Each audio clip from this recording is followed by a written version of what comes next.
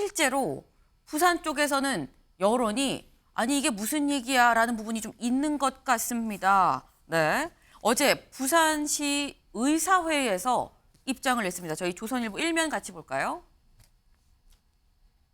네, 입장을 냈습니다. 이재명 헬기 이송 특권의식서 나와 지역의료 무시.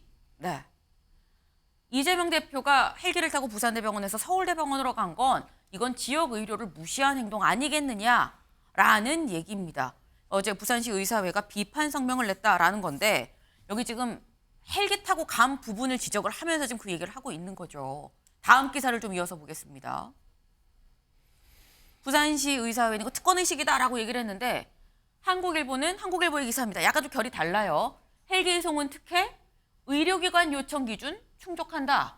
부산대병원 권역외상센터 개관 이래 첫 사례다. 헬기를 타고 다른 병원에 간 게 첫 사례다라고 얘기를 하고 있습니다. 의료기관 요청 기준을 충족했다라는 건데 이걸 좀 볼까요? 매뉴얼 중에서 응급의료 헬기를 운항하는 출동 기준에 의료기관이 다른 의료기관으로 긴급한 환자를 이송하기 위해서 요청하는 경우라고 적시되어 있는데 이재명 대표의 이송이 여기에 해당한다라는 게 한국일보의 기사입니다. 한국일보는 그러면서 이게 지금 뭐 다른 사람은 안 되는데 왜 이재명 대표만 다른 사람이랑 비교할 사례가 없다라는 점을 강조한 것으로 보여요. 개관 이래 처음이다. 네, 여기 첫 사례다. 특혜가 아니다라는 점을 지금 얘기를 하고 있습니다. 그런데 관련해서 다른 결의 기사도 있습니다. 또 다음 기사 같이 마저 보죠. 조선일보입니다. 이 대표 수술 고난도 경험 많은 의사가 해야 아까 나왔던 얘기죠. 이렇게 얘기를 하면 부산대병원은 어떻게 되는 거냐라고 아까 말씀을 하셨어요. 이 얘기는 서울대 수술 집도의가 어제 한 얘기 중에 나왔었죠. 바로 부산대 외상센터장이 이렇게 얘기를 합니다. 이런 수술 경험 전국에서 우리가 가장 많다. 우리 서울대병원에 절대 기술적으로 홀리지 않는다. 응급 환자 이송 바람직하지 않다. 이 대표 가족 뜻을 존중해서 옮긴 것뿐이다. 라는 겁니다. 지금 얘기가 양쪽이 완전히 다르죠. 네. 지금 서울대병원에선 부산대병원에서 요청을 해서 우리가 경험이 많아서 했다라는 취지로 얘기를 한 걸로 지금 이해가 되고 있어요. 근데 부산대병원은 우리가 가장 또 경험이 많다. 이게 무슨 얘기냐. 우리는 가족들 뜻 때문에 그냥 그렇게 해준 것뿐이다라고 지금 얘기를 하거든요. 양쪽 얘기가 다릅니다. 김상일 위원님. 네. 이거는요. 아닙니까? 어떻게 봐야 돼요, 이거? 이거는요, 이제 입장을 좀 자기 입장으로 돌려놓고 생각해 보면 좀 답이 나올 것 같아요. 예를 들어서 나라면 어땠을까? 근데 제가 만약에 제 가족이 그랬으면 제가 좀 믿을 수 있는 데라고 생각되거나 제가 좀 편한 곳에서 치료를 받기를 원할 거예요. 그건 전 인지상정이라고 보거든요. 그리고 그게 가능하다면 네. 그걸 가족 입장에서는 요청할 거예요. 네. 그런 측면에서 이거를 크게 논란을 삼는 거는 좀 맞지 않다라고 생각해요. 단지 그러나 아쉬운 부분이 있을 수는 있겠죠. 그래서 이후에 네. 차후에 이런 부분 아쉬운 부분은 어떻게 좀 우리가 논의를 해보자, 보완해보자 이런 얘기는 할 수 있다고 봐요. 왜? 그거는 이분이 공인이기 때문이 그래요. 그래서 사적인 입장에서 보면 저는 뭐 다 이해가 되고요. 공인의 입장에서는 좀 더 정무적 판단들이 있었으면 좋지 않았을까라는 뭐 그런 아쉬움은 있는데 네. 그 부분은 저는 우선시 될 수 없다고 봅니다. 지금 이거는 생명이 위독한 상황이었고 생명의 위독이라기보다는 굉장히 중한 응급 상황이었고 당시에는 정말 생명 위독한 거 아니야라는 얘기가 나왔었죠. 그렇죠. 그리고 가족 입장에서는 그리고 비전문가 입장에서는 이게 굉장히 위독하다고 느껴질 수도 있는 그런 상황이었고 하기 때문에 내가 그 입장이었다면 어땠을까? 여기에 놓고 본다면 굳이 이걸 크게 문제 삼을 수 있을까? 이런 생각이 들고요. 그러나 제가 말씀드렸듯이 공인이 좀 더 큰 결단을 해서 일반인들에게 큰 감동을 주거나 모범이 되어준다면 더 좋은 부분이 있으니까 그 부분은 조금 아쉬워할 수는 있어요. 아쉬워할 수 있는 정도다라고 저는 생각을 합니다. 개인적으로. 이게 사실 뭐 큰 문제는 아니지만 아쉬워할 수 있는 정도의 문제는 있다. 하지만 이거는 개인의 어떤 그런 부분들, 가족들 뜻을 더 중시해서 봐야 되는 부분 아니겠느냐라는 말씀을 하셨어요. 근데 지금 저희가 이번 키워드가 불똥이죠. 지금 이재명 대표 지금 수술 잘 됐고요. 이제 뭐 당무에 복귀할 수도 있다라는 얘기까지도 흘러나오고 있는 상황입니다. 그러다 보니까 이제 그러면 그때 그 조치가 맞았던 거야라는 얘기가 나오면서 헬기 얘기가 나오고 있는 건데 문제는 장혜찬 최고위원님. 이게 자칫 서울대병원과 부산대병원 사이에 불똥으로 튄 거 아닌가라는 생각도 듭니다. 그러니까 서울대병원에서 일단 브리핑을 하나 잘못했죠. 마치 본인들만 이 수술을 할 수 있는 것처럼 그리고 부산대병원에서 전원을 먼저 요청한 것처럼 밝힌 것은 부산대병원 측 입장에 의하면 명백한 사실이 아니고요. 그냥 환자 가족의 요청으로 전원을 해서 우리가 최선을 다해서 수술했다고 하면 되는 것을 불필요한 사족을 붙인 감이 있습니다. 부산대병원 입장에서는 권역외상센터 4년 연속 최고 등급을 받았고 네. 부경 경남권의 의료를 책임지는 기관이잖아요. 그런데 물론 이재명 대표의 안위가 가장 중요하고 가족들의 결정 저는 존중합니다만 이 잘못된 오해로 인해서 이 병원의 명예가 실추되면 지방에서 경남 분들은 대부분 다 위중할 때 부산대병원을 찾게 되는데 이분들이 나도 이제 서울대 갈래, 서울대 가야겠다. 부산대병원은 이런 수술을 잘 못하나 보다. 이렇게 돼버리면 기껏 어렵게 만들어 놓은 권역외상센터의 권위라던가 이런 것들이 실추될 수 있거든요. 그러니까 여기서 이 논란에서 저는 이재명 대표라는 사람은 싹 뺐으면 좋겠어요. 이 비습은 불행한 일이고 치료 잘 받으셔야 되고 가족들의 선택 존중합니다만 좀 서울대병원의 아마추어 같은 브리핑이 문제였고 그리고 기자들이 이제 강선우 대변인에게 이 질문을 던졌어요. 왜 전원을 했느냐. 네. 그러면 그냥 가족들의 요청이었다고 하면 되는데 강선우 대변인이 좀 감정적으로 아니 여러분 자기 가족이라고 생각해봐라 이렇게 답을 했단 말이죠. 네. 아니, 제 가족이면 저는 부산대병원에서 치료받게 하죠.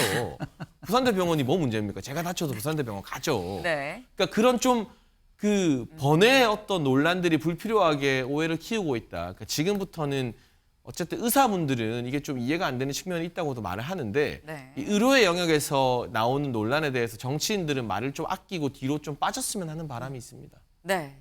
정치인들은 좀 말을 아끼고 뒤로 빠졌으면 좋겠다라는 마지막 말씀이 묵직합니다. 조상호 의원님.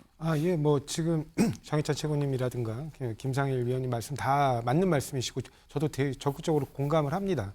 근데 한 가지 말씀드리고 싶은 건 이게 원래 가족 요청에 의하지 않으면 전원 이 조치가 이루어지지 않아요. 가족 동의가 당연히 있어야 되고요. 네. 근데 그 가족의 신청만으로 이루어지는 건 아닙니다. 의료기관의 전문적인 판단에 따라 이송이 필요하다는 내부적 결정이 있어야 되고 그에 따라 또 그 병원 이런 상급병원에서의 판단으로 뭐 응급 상황이어서 헬기가 필요한 상황이라고 요청을 하면 소방청은 따르게 돼 있어요. 그러니까 각자 다 매뉴얼에 따라 움직인 거거든요. 이걸 지금 누구한테 책임을 묻고 할 문제가 아니에요. 좀 저는 이런 논의를 처음에 프레임 잡아서 보도한 언론이 조선일보로 알고 있는데 굉장히 패륜적 보도라고 생각합니다. 지금 사람의 생명의 경각이 달려 있는데 이런 걸로 논란을 일으키는 건 이게 극우 커뮤니티에서 잠깐 나왔던 논란인데 이거를 굉장히 크게 키운 게 지금 제가 알기로는 그 언론사인데 정말 이런 태도가 맞는 건지 그 정말 1등 언론을 자부하는 그 언론이 정말 제대로 된 제도권 언론을 볼 수 있는 정말 의문입니다, 진짜. 네. 지금 조상호 위원께서 특정 언론에 대해서 좀 말씀을 하셨는데 개인 의견임을 분명하게 좀 말씀을 드리겠습니다. 네. 일단 지금 이런 논란들이 있는데 아까 제가 잠깐 나왔죠. 아마도 서울대병원에서 5분 브리핑만 하고 질의응답받지 않은 이유가 아까 말씀하신 것처럼 이런 각종 논란에 휩쓸 수 있을 가능성이 있기 때문에 아예 원천 봉쇄하는 차원에서 안 받은 걸 수도 있다는 말씀도 하셨어요. 근데 이런 얘기가 나오는 이유, 지금 상황이 어떤 상황이냐? 다음 기사 볼까요? 내가 옳다고 생각하는 것만 본다. 확증 편향, 증오사회 부추겨. 네, 확증 편향이 뭐냐? 여기 나와 있습니다. 자기 견해와 비슷한 정보만 선택적으로 받아들이고 반대되는 사실은 무시하면서 기존의 믿음을 강화하는 경향. 보고 싶은 것만 보고 듣고 싶은 것만 듣는 걸 확증 편향이라고 얘기를 하는 겁니다. 지금 우리 사회 그래 좀 그런 것 같아 라고 고개 끄덕끄덕 하시는 분들 꽤 되시지 않을까 싶어요. 확증 편향이 증오 사회를 부추기는 거 아니겠느냐. 여기 대표적인 사례. 정부 코로나19 확진자 조작설이 한때 돌았었죠. 네, 아닙니다. 조작한 적 없어요. 하지만 그런 얘기가 돌았었다는 거. 이태원 참사 때, 네, 그때 누가 밀었대, 뭐 오일을 뿌렸대, 이런 근거 없는 얘기도 나왔었습니다. 그리고 교사 서희초 사건 때도 이거 삼선 의원이 연루가 돼 있대, 이런 얘기도 있었습니다. 아닌 걸로 확인이 됐죠. 이재명 대표 피습 요번 건 관련해서도 자작극, 배후 이런 얘기가 나오지만 결국은 그냥 내가 생각하고 싶은 대로 근거가 별로 중요하지 않은 생각하고 싶은 대로 보고 싶은 것만 보고 듣고 싶은 것만 듣다 보니까 이런 거 아니겠느냐라는 얘기가 나옵니다. 근데 이런 얘기가 나오는 게 김종혁 위원님. 사실 요즘에 어제 저희도 다뤘습니다만 카카오톡보다 유튜브를 더 많이 사용하는 시대라고요. 유튜브 사용과 함께 또 이런 게 확산된 거 아니겠느냐라는 얘기도 있거든요. 저희가 이제 처음에 이제 그 스마트폰, 핸드폰이 등장했을 때 네. 이것이 어떤 민주사회에서 민주주의를 확산시키는데 크게 기여할 것이다. 뭐 이렇게 생각을 했었잖아요. 근데 식당에 가서 보면 그 가족이 4가족이서 식사를 하고 있는데 네. 다 고개 숙이고 아빠도 엄마도 애들도 가족이 식사를 하러 나와서 서로 대화를 해야 될 거 아니에요. 그래서 뭐 무슨 일 있었니? 뭐 아빠는 회사 이렇고 뭐 너는 네. 학교는 어떻고 엄마는 어떻고 가족 간에 이렇게 대화가 돼야 되는데 각자가 자기가 속한 커뮤니티에서만 대화를 하고 있는 거예요. 그러니까 그러다 보니까 자기와 비슷한 생각. 그러니까 누구든지 쓴 약은 먹기가 싫잖아요. 네. 충언도 듣기가 싫어요. 나와 생각이 다른 사람의 얘기를 그것을 들어두면 자기에게는 건강, 그 정신 건강에도 도움이 되는데 그런 거 안 들으려고 하고 같은 생각을 가진 사람들끼리만 혹은 뭐 취미가 같든지 생각이 같든지 이런 사람들끼리만 모여서 오히려 가족 간의 어떤 그 대화도 완전히 단절되어 버린 그렇게 되다 보니까 뭐 세대 간의 격차, 남녀 간의 격차 뭐 이런 것들이 차단이 돼서 이게 오히려 공고화되고 네. 이런 현상이 계속 벌어지고 있거든요. 거기다가 일부 사람들은 그것을 돈벌이의 수단으로 이용하고 있어요. 예, 최대한 자극적인 얘기들을 뭐 계속 떠들어대면 거기 슈퍼챗도 들어오고 그다음에 유튜브에 몇십만 명 이상 되면 돈도 들어오고 뭐 이런 것들을 통해서 돈벌이를 하고 있단 말이에요.